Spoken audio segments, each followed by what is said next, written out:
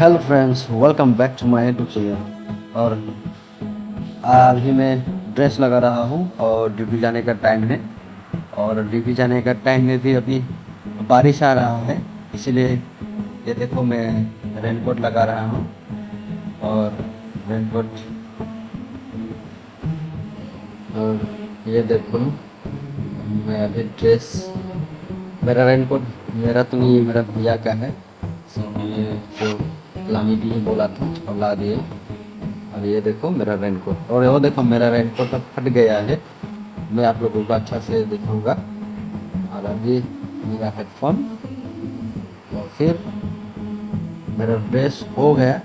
चलो अभी गाइस, मेरा ड्यूटी जा रहा हूँ। गाइस, आप लोग देख रहे हो अभी बारिश आ रहा है और ये मेरा जैकेट फट गया है। बट क्या करूँ, ड्यूटी जाना पड़ रहा है। आज ड्यूटी बुलाया है सर ने, सो मैं ड्यूटी जा रहा हूँ। और देखो बारिश आ रहा है, मैं तुम लोगों को दिखाता हूँ। अभी पूरा बारिश आ रहा है, थोड़ा थोड़ा बारिश आ रहा है, बट भीग जाऊंगा मैं। सो चलो मिलते हैं ड्यूटी टाइम, ड्यूटी में। सो बाय बाय।